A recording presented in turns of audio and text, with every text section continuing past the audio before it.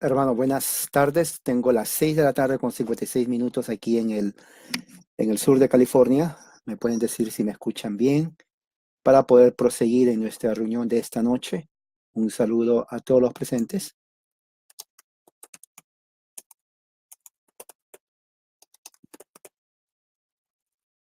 Vamos a entonces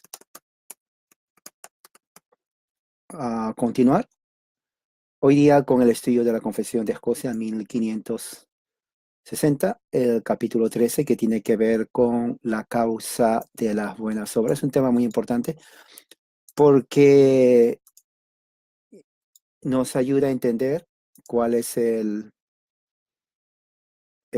lo que causa que el cristiano tenga o haga buenas obras. Y eso tiene que ver también con la idea o con la teología um, de la salvación, porque existe dentro del cristianismo, por ejemplo, el catolicismo romano piensa que la salvación se adquiere por la gracia de Dios, pero al mismo tiempo por la obra del hombre. Arminianismo cree lo mismo, ¿no? Entonces, la mayoría de las sectas no reformadas creen lo mismo, que la salvación es una combinación entre Dios y las obras de los hombres. Entonces, vamos a ver qué decían, qué enseñaban los reformadores originales. Entonces, vamos a hacer una oración. Oremos, Padre Celestial, gracias por tu amor y misericordia. Bendícenos que esta noche, Señor, podamos nosotros aprender lo que dice tu palabra en el nombre de Jesús. Amén. Muy bien. Entonces, ¿me escuchan bien, hermanos? Quiero estar seguro que me escuchan bien. ¿Sí? ¿Correcto? ¿Me están escuchando bien? Quiero estar seguro que el sonido se escuche bien. ¿Sí? Muy bien. Ok, entonces el tema de hoy es, muy bien, perfecto.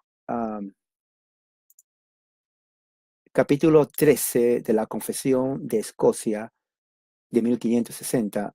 Como parte de la historia, esta confesión fue escrita por John Knox y 5 asociados presbiterianos escoceses que también se llamaban John, por eso que mucho en la historia se la conoce como la confesión de los 6 Juanes, o sea, de Juan, en inglés es John, porque el nombre de los 6, incluyendo John Knox, obviamente, era John. Entonces, John Knox y los demás también tenían como primer nombre John o Juan, ¿ok? Entonces lo hicieron más o menos en días, porque la Asamblea de Escocia quería una confesión que determinara y les diferenciaba de de la teología católica romana, de la teología católica romana. Muy bien. Entonces, los teólogos en 1560, Juan Knox, que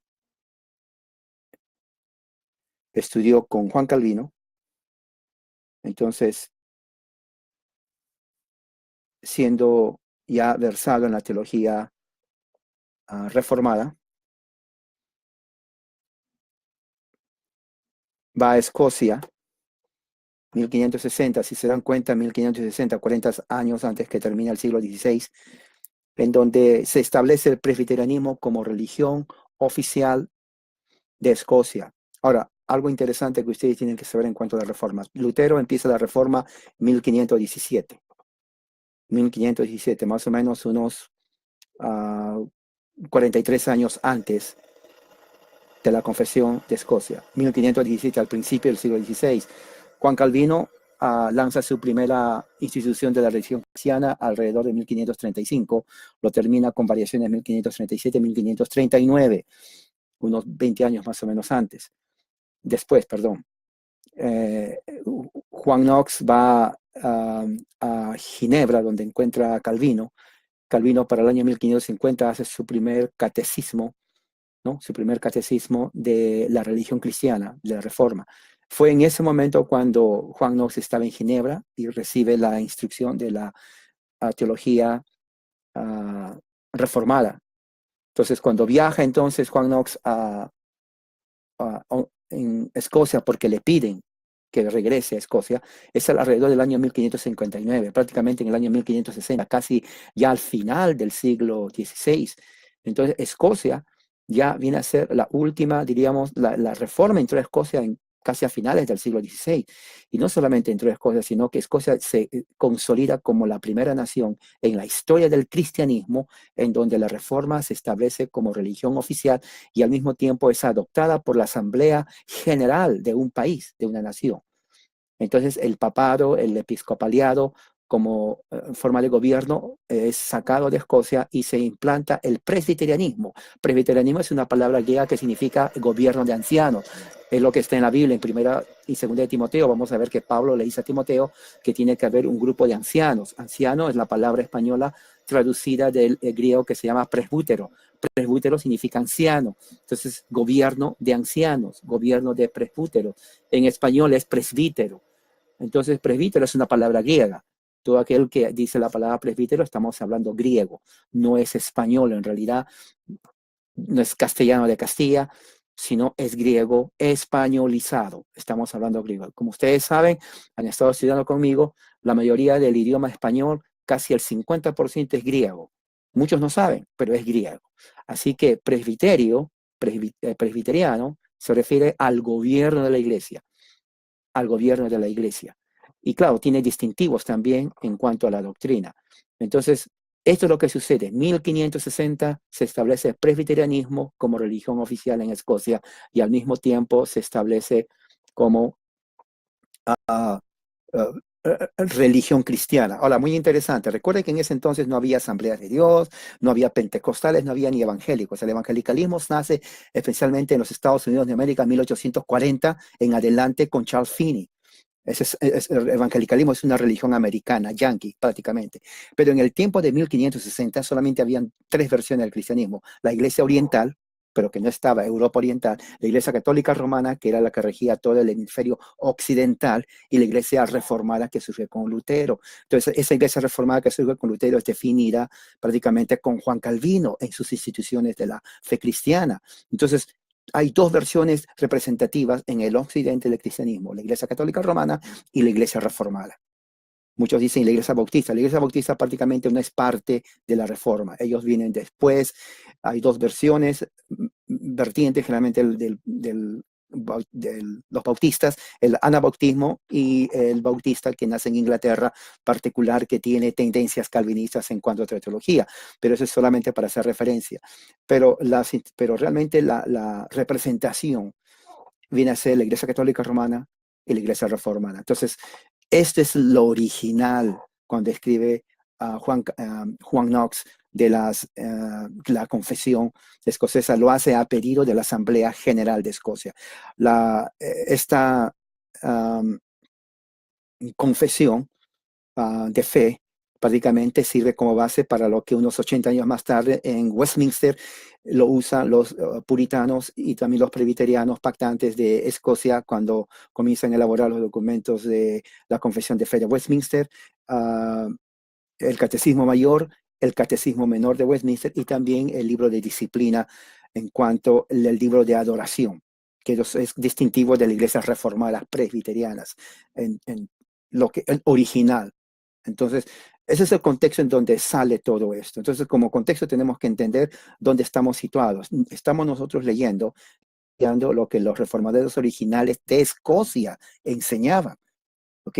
Porque si queremos nosotros, por ejemplo, ser reformados y entender qué es la reforma, no vamos a ir a estudiar la reforma, diríamos, en las iglesias presbiterianas de los Estados Unidos actual, porque ha modificado mucho, se han evangelicalizado.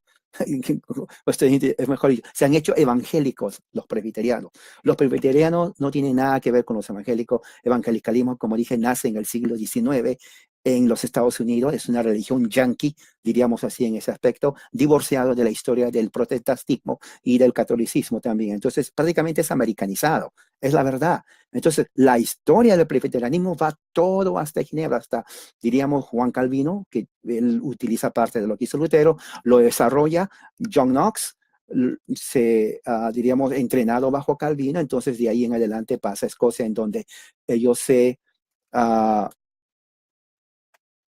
lo desarrollan y queda sistematizado en la Confesión de Fe de Westminster 1646. Tienen que tener eso en cuenta. Los que no saben nada de la Reforma, los que no saben lo que es Iglesia Reformada, les voy a decir una buena noticia. Tienen que saberlo, porque esa es la historia de la Iglesia cristiana. Si usted es evangélico, recuerde que su fe nace en los Estados Unidos de América a fines del siglo XIX. De ahí nace. De ahí nace el evangelicalismo, que no es reformado, es independiente, no tiene, diríamos, un lazo histórico, por eso que son iglesias independientes, cada uno tiene su propio pastor, pero no son realmente reformadas en el sentido histórico de la palabra.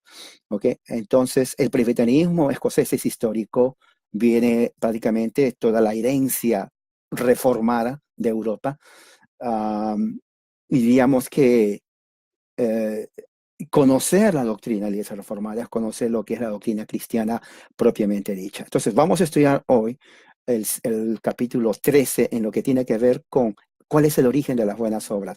Eso está en la Confesión de Escocia y voy a poner 1, 2, 3, 4, son 5 párrafos. Voy a empezar a poner el primer párrafo y lo vamos a leer y tienen ahí unos textos bíblicos que también lo vamos a estudiar. Ok, muy bien. Aquí está el primer párrafo. Dice así.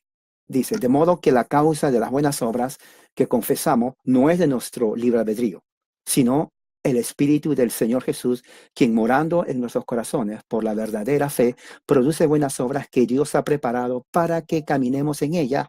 Por esto afirmamos con la mayor audacia que la blasfemia, es decir, que Cristo Jesús mora en los corazones de aquellos en quienes no hay espíritu de santificación. Entonces, si se dan cuenta, en el tiempo, esto está escrito en 1560, porque en el año 1560 surgen muchas sectas en Europa, cantidad de sectas, muchas de las cuales todavía sigue hasta ahora. Una de aquellas, por ejemplo, que evolucionó de 1560 hasta ahora son los Testigos de Jehová, los mormones, los adventistas.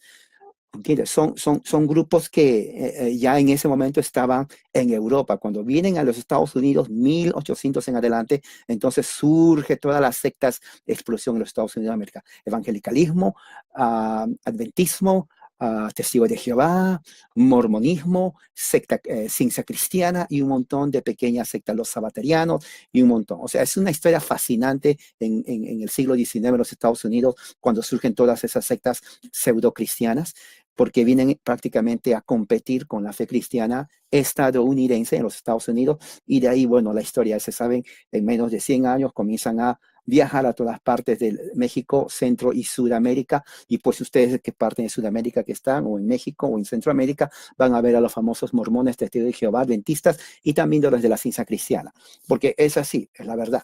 ¿Okay? Yo sé que hay gente que les molesta la palabra secta, pero la historia no miente. ¿Ok? La historia no miente, la historia es historia y tiene que saber usted de dónde viene su religión, de dónde viene su secta, de dónde viene su iglesia, su pastor y todo lo que usted cree. Muy bien, sigamos entonces. ¿Qué es lo que está diciendo este primer párrafo? Está diciendo que la causa de las buenas obras que confesamos no es de nuestro libre albedrío, porque el libre albedrío realmente no existe. Desde que el hombre pecó, eso tiene que entenderlo usted bien, desde que el hombre pecó ya no existe, el hombre no es libre ni tampoco tiene libre albedrío. El hombre, según Pablo, está sometido a la voluntad de Satanás, siguiendo la corriente de este mundo. Su voluntad está manateada. No existe libre albedrío. Mucha gente dice, bueno, ¿cómo que no existe? Por ejemplo, yo mañana decido ir a trabajar y voy. No, pero no se refiere a ese libre albedrío.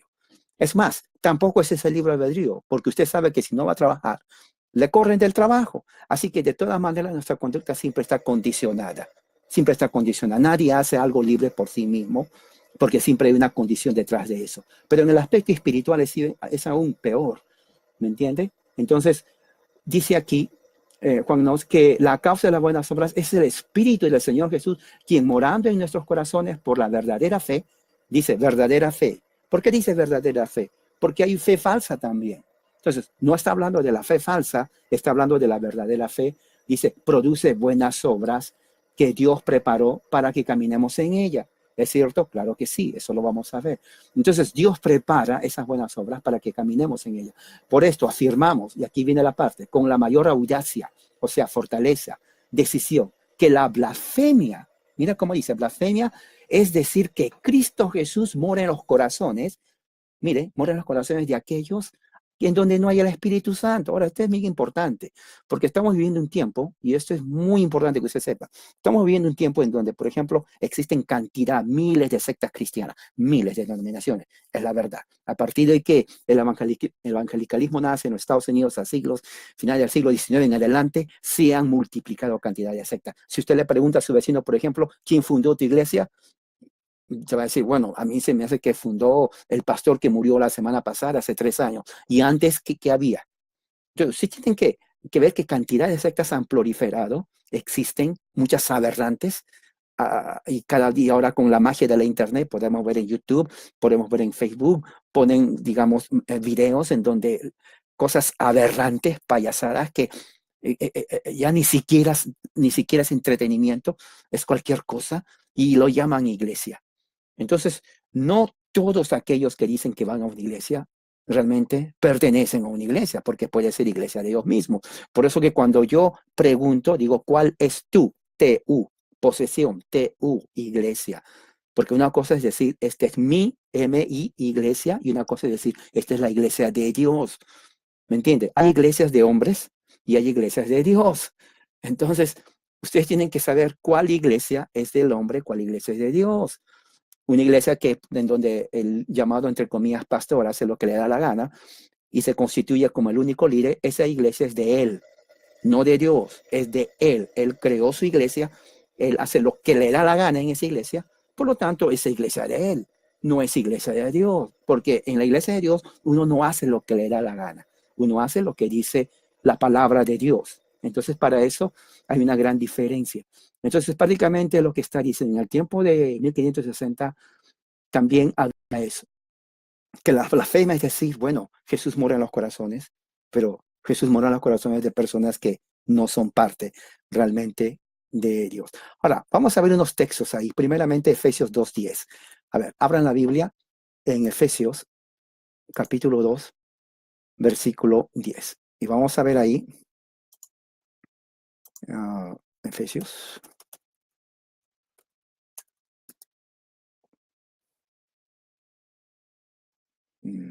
Efesios, libro, está.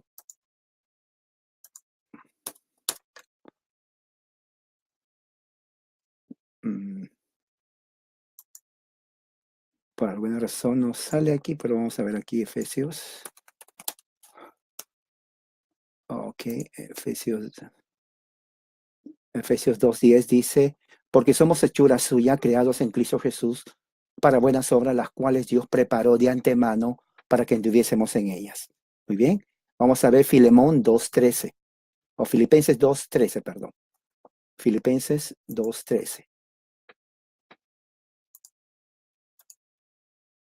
Filipenses.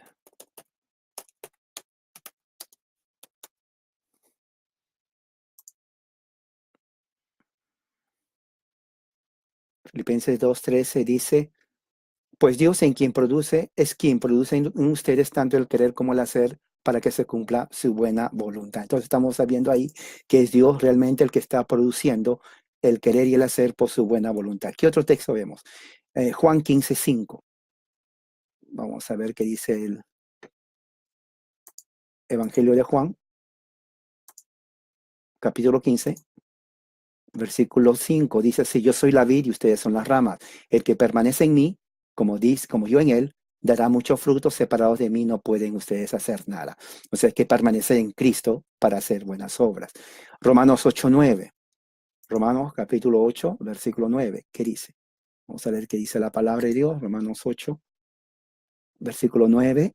Dice, sin embargo, ustedes no viven según la naturaleza pecaminosa, sino según el Espíritu, si es que el Espíritu de Dios vive en ustedes. Y si alguno no tiene el Espíritu de Cristo, no es de Cristo. Simplemente eso, ¿no? Y a eso se refiere cuando dice el que no tiene el Espíritu de Cristo. Bueno, es una blasfemia decir que tiene el Espíritu de Cristo cuando no es el Espíritu de Cristo. Entonces, las Escrituras realmente nos están avalando eso. Vamos al segundo párrafo de lo que dice aquí. Realmente el segundo párrafo es largo, pero lo voy a poner en dos partes. Esto es lo que dice el segundo párrafo de la confesión. Dice así, dice, y por lo tanto, no tememos que los asesinos, opresores, perseguidores, crueles, adúlteros, falsificadores, idiotas, así dice idiotas, así lo dice, idólatras, borrachos, ladrones y todos los trabajadores de la iniquidad no tengan ni verdadera fe ni ninguna parte del Espíritu de santificación que proceda del Señor Jesús, mientras obstinadamente continúen en su maldad. Lo que está diciendo es lo siguiente, simplemente él está apuntando a señalar lo que había en su sociedad hace 400 años, lo mismo que sucede ahora, que los que obstinadamente mantienen, viven en su maldad, en su pecado, entonces son los que no tienen el espíritu de santificación. ¿Y quiénes son? Son asesinos, son criminales, opresores, perseguidores, crueles, adúlteros, falsificadores, idiotas, idólatras, borrachos, ladrones y todos los trabajadores de la iniquidad. Juan Knox y los demás dijeron prácticamente la condición de los hombres sin Cristo. Entonces está diciendo, mientras continúen así, entonces ellos no van a tener el espíritu de santificación. Es autoexplicatorio. Vamos a ver la segunda parte del segundo párrafo y dice así, ¿no? Dice así, dice, porque aún pronto el Espíritu del Señor Jesús, que los hijos elegidos de Dios reciben por medio de la fe, toma posesión en el corazón de cualquier hombre, tan pronto él regenera y renueva al mismo hombre, de modo que comienza a odiar lo que antes amaba y comienza a amar lo que antes odiaba. Y de ahí viene esa batalla continua que está entre la carne y el espíritu en los hijos de Dios. Mientras que la carne y el hombre natural, según su propia corrección, codician las cosas agradables, deleitables para el yo, rencor en la adversidad, se alzan en la prosperidad y en todo momento son propensos y listos para ofender a la majestad de Dios. Hay un texto ahí, que el número 2 significa texto, vamos a ver, Romanos 7, del 15 al 25. Vamos al libro de Romanos, capítulo 7, versículo del 15 al 25.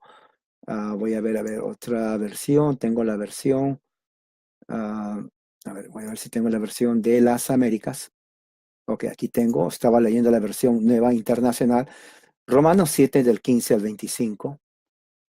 Dice así, dice, porque lo que hago no lo entiendo, porque no practico lo que quiero hacer, sino que lo aborrezco, eso hago, y si lo que no quiero hacer, eso hago, estoy de acuerdo con la ley, reconociendo que es buena. Así que ya no soy yo el que lo hace, sino el pecado que habita en mí, porque yo sé que en mí, es decir, en mi carne, no habita nada bueno, porque el querer está presente en mí, pero el hacer el bien no. Pues no hago el bien que deseo, sino el mal que no quiero, eso practico. Y si lo que no quiero hacer, eso hago, ya no soy yo el que lo hace, sino el pecado que habita en mí. Así que queriendo yo hacer el bien, hallo la ley de que el mal está presente en mí. Porque en el hombre interior me deleito con la ley de Dios, pero veo otra ley en los miembros de mi cuerpo que hace guerra contra la ley de mi mente y me hace prisionero de la ley del pecado que está en mis miembros. Miserable de mí, ¿quién me librará de ese cuerpo de muerte? Gracias a Dios por Jesucristo, Señor nuestro. Así que yo mismo, por un lado, con la mente sirvo a la ley de Dios, pero con el otro, con la carne, a la ley del pecado. Entonces, vemos aquí una lucha interna entre lo espiritual y lo carnal. Básicamente, en lenguaje moderno, porque este lenguaje está en lenguaje, digamos, del imperio greco-romano, una cultura de hace 2000 años, pero el lenguaje moderno, ¿cómo se puede explicar lo que está diciendo Pablo aquí en resumidas cuentas? Lo que está diciendo es la lucha interior del hombre regenerado con su naturaleza pecaminosa. El hombre cristiano, o el cristiano, cristiana, siempre vamos a cometer pecado porque somos imperfectos. Entonces, la lucha está entre el Espíritu Santo, la ley espiritual, en donde el hombre regenerado se deleita y la ley, él lo llama la ley del pecado en los miembros del cuerpo del hombre, que se revela contra la ley de Dios, mientras nuestro espíritu se deleita en la ley de Dios. Entonces hay un conflicto entre el hombre interior regenerado por el Espíritu Santo que ama la ley de Dios y la carne del mismo hombre, su naturaleza caída que rechaza la ley de Dios. Entonces hay un conflicto. Es un conflicto serio. O sea, no es subjetivo, no es algo imaginario, no es algo mental, es objetivo, es real, es verdadero. Y yo creo que esa es una de las causas, una de las grandes causas que hace que el hombre moderno cristiano tenga estrés, tenga preocupación, inclusive depresión. Hemos visto, y yo he puesto en mi página, aquellos ministros, pastores llamados, que cometen suicidio, que se matan, que se quitan la vida. Entonces, ¿cómo un ministro se puede suicidar, se puede tirar un balazo en la cabeza o tomarse un veneno al punto de quitarse la vida? No estamos hablando de un miembro común y corriente que viene a la iglesia cada 10 años. No, estamos hablando de un ministro todos los días que se prepara y que está predicando y se mata. Aquí en California hemos visto muchos. En los Estados Unidos los ministros viven bien, no tienen preocupación de comida, de ninguna cosa material, prácticamente tienen de todo y se matan. Entonces, ¿por qué? ¿Por qué se matan? Entonces, porque yo creo que la raíz de esa depresión que ellos tienen es muy, diríamos, interior, el conflicto, la lucha interna entre el agradar a Dios y agradar a la carne. Y eso es serio. Estamos hablando de algo muy serio, estamos hablando de algo que usted tiene que tomar en cuenta. ¿Me entiende? Así que, ¿qué más dice? Gálatas 5:17. Abran la Biblia en el libro de Gálatas, la carta a los Gálatas 5:17. Los que conocen la Biblia ya saben de qué está hablando Gálatas 5:17, la palabra de Dios. Pablo a los Gálatas, en el capítulo 5, versículo 17 dice, porque el deseo de la carne es contra el espíritu. ¿Se dan cuenta? Conflicto. Hay un conflicto emocional, espiritual en la vida de todo cristiano. Dice, no, pues estos se oponen el uno al otro. ¿Se dan cuenta? Se oponen. Eso es conflicto. Ese es un conflicto. Todos tenemos. No hay nadie que diga, mire, ¿sabe qué, hermano César? Yo no tengo conflicto. Yo soy, pero ya un poquito así, ya soy ángel. Eso es mentira. Eso no le cree absolutamente a nadie. Todos, absolutamente todos, sin excepción, tenemos un conflicto entre el hombre interior que agrada, que se deleita en la ley de Dios y el hombre exterior que viene a ser nuestra naturaleza humana que rechaza la ley de Dios. Y se oponen entre sí, se oponen. ¿Y qué más dice ahí? Porque Pablo está escribiendo a cristianos. Dice, pues estos se oponen de manera que no podéis hacer lo que deseáis. Ahora, esto es interesante, porque es como que la lucha empieza en uno, en nuestra mente, porque somos seres racionales. Y dice, es tanto esto que uno no puede hacer lo que desea.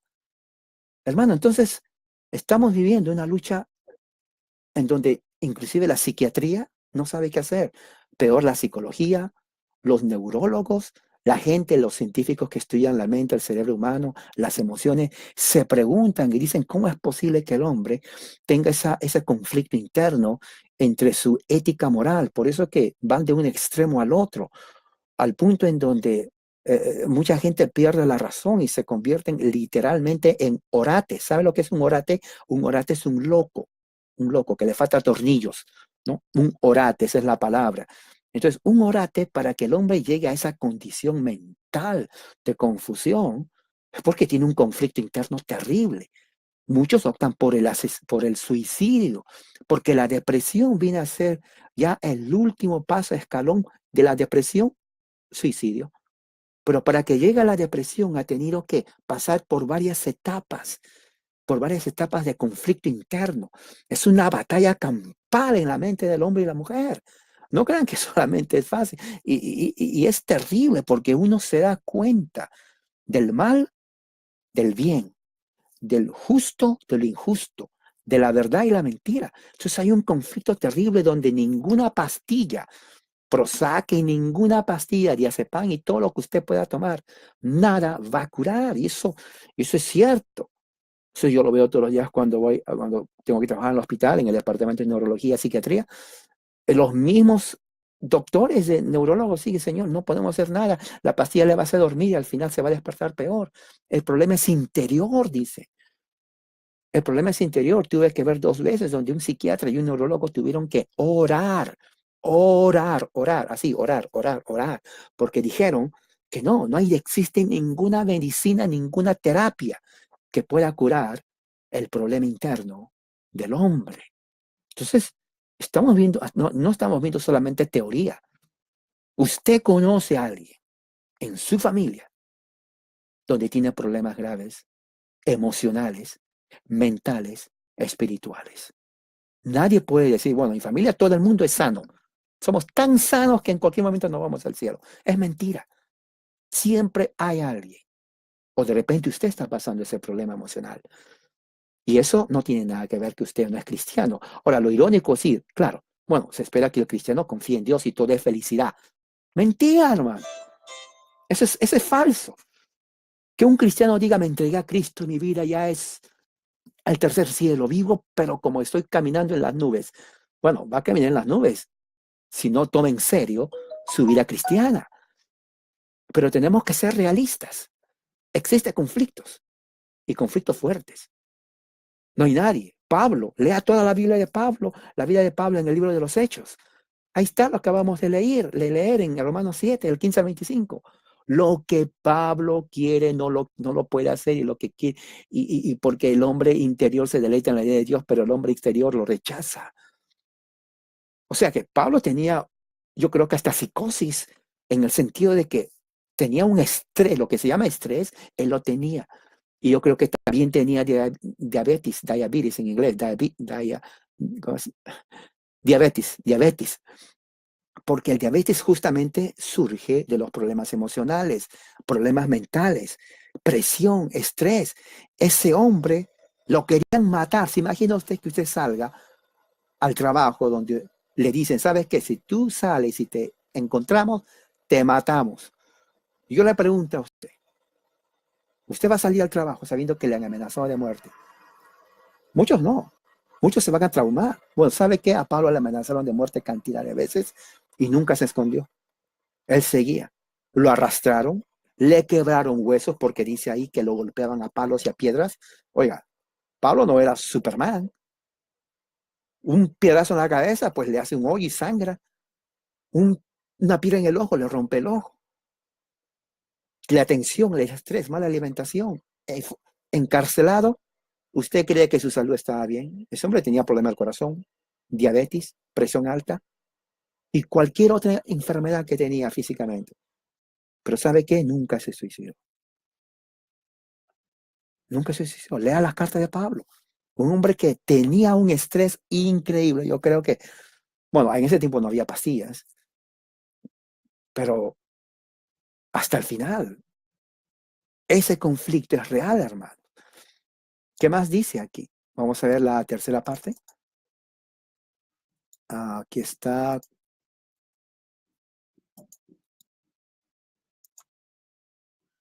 Dice, pero el Espíritu de Dios da testimonio, que da testimonio a nuestro espíritu, de que somos hijos de Dios, nos hace resistir los placeres inmundos, fíjese, y gemir en la presencia de Dios por la liberación de esta esclavitud de corrupción. Y finalmente, para triunfar sobre el pecado que no reina en nuestros cuerpos mortales. Vamos a ver el número 3. ¿Qué dice el número 3? Vamos a ver, hay un texto, está Romanos 8:16. Abran la Biblia en el libro de Romanos, capítulo 8, versículo 16. A ver, ¿qué dice? Vamos a ver qué dice aquí este texto. Romanos 8:16. Dice así, el Espíritu mismo da testimonio a nuestro espíritu de que somos hijos de Dios.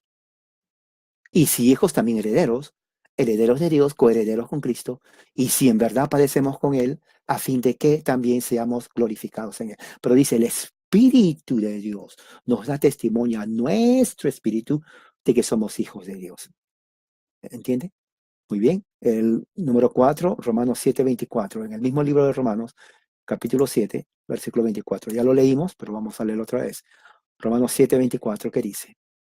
Dice así, miserable de mí, ¿quién me libertará de este cuerpo de muerte? Pero el 25 dice, gracias a Dios por Jesucristo, Señor nuestro. Así que yo mismo, por un lado, con la mente sirvo a la ley de Dios, pero por otro, con la carne, a la ley del pecado. El conflicto interno.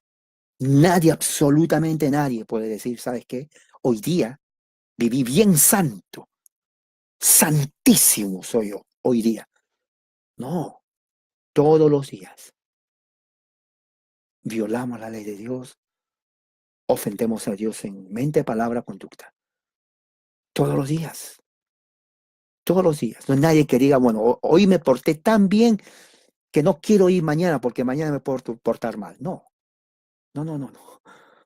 Claro, algunos violan, todos, otros menos, pero la cosa está, como dice Santiago, si tú violas solamente una ley, te haces culpable de todo. Entonces, no importa que solamente, oh, yo pequé un chiquitito, poquito pequé. No, pecaste, pecaste. Eso es lo que dice las Escrituras. Entonces, por eso necesitamos todos los días estar a arrepentirnos y pedir perdón a Dios. ¿Qué dice Romanos 6:12? Es otro texto muy bueno, Romanos 6:12. Cuando tenemos lo que estamos estudiando Romanos, cuando lleguemos a estos capítulos, nos va a ayudar. Romanos 6:12 dice, por tanto, no reina el pecado en vuestro cuerpo mortal, para que no obedezcáis sus lujurias, ni presentéis los miembros de vuestro cuerpo al pecado como instrumentos de iniquidad, sino presentaos vosotros mismos a Dios como vivos entre los muertos y vuestros miembros a Dios como instrumentos de justicia, porque el pecado no tendrá dominio sobre vosotros, pues no estáis bajo la ley, sino bajo la gracia. Ahora, interesante, este texto es para, diríamos, hacer una exégesis, pero básicamente lo que está diciendo Pablo es al último, que no vivimos bajo la ley. Al vivir bajo la ley, entonces nos dice la ley que somos pecadores, nos dice la ley que estamos condenados y que estamos bajo la ira de Dios. Pablo dice, no estás bajo la ley, o sea, bajo la ira de Dios, estás bajo la gracia, estás bajo la gracia, porque por gracia sois salvos por medio de la fe, mediante nuestra fe en Jesucristo nuestro Señor, que Él murió en la cruz del Calvario como sacrificio para expiar y como propiciación de nuestros pecados, para justificarnos cuando ponemos la fe en Jesucristo. Entonces, eso es teología, eso es lo que se está diciendo. Entonces, por lo mismo que estamos viviendo bajo la gracia del Espíritu de Dios, nos ayuda a vivir, porque por nosotros mismos no vamos a poder hacerlo. Recuerde, es por el Espíritu de Dios morando en nosotros, trabajando diariamente sobre nosotros. Vamos a leer entonces la última parte de esta confesión.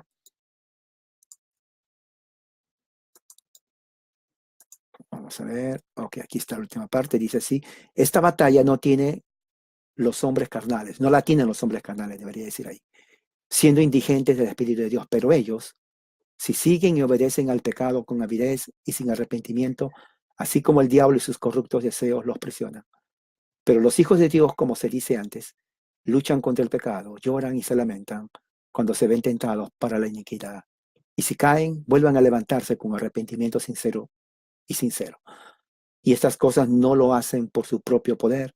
Aquí está, mire, aquí está la clave, sino por el poder del Señor Jesús, sin el cual no pudieran hacer nada. Hermano, aquí está la diferencia entre el cristiano y el no cristiano. La razón como el cristiano sigue adelante no es por nuestras propias fuerzas, hermano, es por el Espíritu de Dios, por el poder. El Espíritu de Dios es el poder de Dios que mora en nosotros, el que trabaja en nosotros y nos hace seguir adelante, arrepintiéndonos y seguir adelante. Si caemos, nos levantamos, pero no por nuestras fuerzas, sino el Espíritu de Dios nos levanta. Veamos entonces lo que dice otro texto. Dice 2 de Timoteo 2:26. Busque en la Biblia la segunda carta de Timoteo, capítulo 2, versículo 26. 2 de Timoteo 2:26. Dice así la palabra de Dios. Y volviendo en sí, escapen del lazo del diablo, habiendo estado cautivos de él para hacer su voluntad. Leamos del 24. Y el siervo del Señor no debe ser rencilloso, sino amable para con todos, apto para enseñar, sufrido, corrigiendo tiernamente a los que se oponen, por si acaso, esto ya hice, apreté de casualidad esto, ok, vayamos. Corrigiendo tiernamente a los que se oponen, por si acaso Dios les da el arrepentimiento que conduce al pleno conocimiento de la verdad, volviendo en sí, escapen del el lazo del diablo, habiendo estado cautivos de él para hacer su voluntad. Vamos a ver qué dice Juan 15:5. Ya lo hemos leído anteriormente. Sí, ya lo hemos leído anteriormente, Juan 15:5. Pero vamos a leer otra vez. Juan 15:5. El Evangelio de Juan 15:5. ¿Qué dice? Juan 15:5 dice, yo soy la vid, dice Jesús, vosotros los sarmientos, el que permanece en mí y yo en él, ese da mucho fruto, porque separado de mí nada podéis hacer. Es claro, la imagen de la viña y los pámpanos es claro. Jesús está utilizando una figura retórica en donde entender que Él es la vid, de donde el tallo de donde fluye toda la savia que va hacia las hojas, hacia los pámpanos. Y ellos, mientras nosotros, los pámpanos, estamos unidos al tronco que es Jesús, vamos a dar frutos. Pero si alguien nos corta, nos cortamos, pues ustedes saben lo que sucede cuando una hoja se corta, se marchita y muere. Entonces es igual, Jesús está diciendo con este ejemplo de esta parábola de la viña, que bueno, nosotros pertenecemos a Él, nosotros dependemos de Él, nosotros vamos a vivir en Cristo. Si vamos a dar fruto, tenemos que estar en Cristo, vivir en Cristo, recibir la vida de Cristo, porque de otra forma no vamos a llevar fruto. Entonces, ¿dónde se origina el fruto? Por el Espíritu Santo, por el Espíritu Santo. Jesús mismo lo dijo, yo les enviaré un paracleto, para griego significa que va a estar al lado de ustedes, un abogado, un ayudador, alguien que les va a ayudar en todo. Él los hará recordar mis palabras y mis enseñanzas hasta el fin del mundo, hasta el fin de esta era. Entonces, hermanos, así terminamos el capítulo 13 referente a esta confesión de Escocia en cuanto al origen de las buenas obras, que ya los puse ahí y lo voy a poner después, más adelante. Y recuerde, ¿cómo depender de Cristo? Bueno, estudio de las Escrituras. Usted tiene que estudiar, no solamente leer, tiene que estudiar. Número 2, tiene que estudiar las Escrituras. Y número 3, tiene que estudiar las Escrituras. Si usted no estudia las Escrituras, entonces usted no está diferente que un amigo católico romano. ¿Ok? Usted tiene que estudiar las Escrituras. Segundo, tiene que estudiar las Escrituras. Tercero, tiene que estudiar las Escrituras, hermano. Si usted no estudia las Escrituras,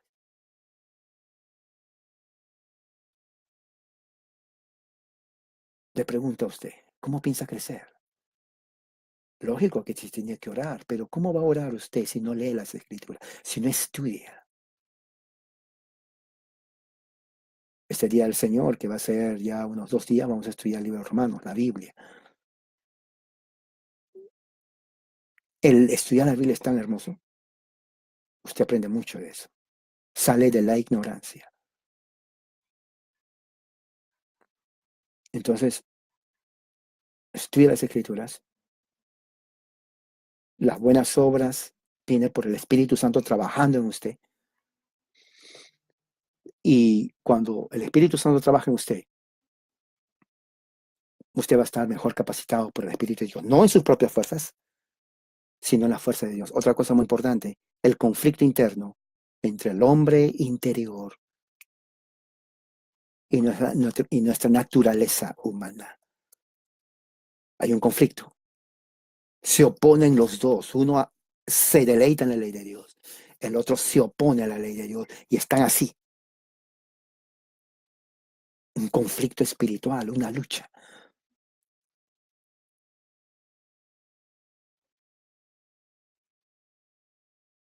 Tiene que fortalecer el espíritu interior, el hombre interior, por el Espíritu de Cristo, orando y estudiando las Escrituras. Oremos. Padre Celestial, gracias por este momento, por tu amor, tu misericordia, por estudiar y ver todo lo importante de lo que tú haces en la vida de los cristianos. Para enseña a nosotros a depender de ti 100%, a poder fortalecer ese espíritu interior que está en nosotros, en nuestro hombre interior, donde hay comunión tu espíritu con nuestro espíritu y al mismo tiempo ser vencedores de acuerdo a tu palabra, Señor. Crecer en el conocimiento y la gracia de Jesucristo. Gracias en el nombre de Jesús nuestro Señor. Amén. Hermanos, que la gracia y la paz sea con todos ustedes, ahora y siempre. Amén.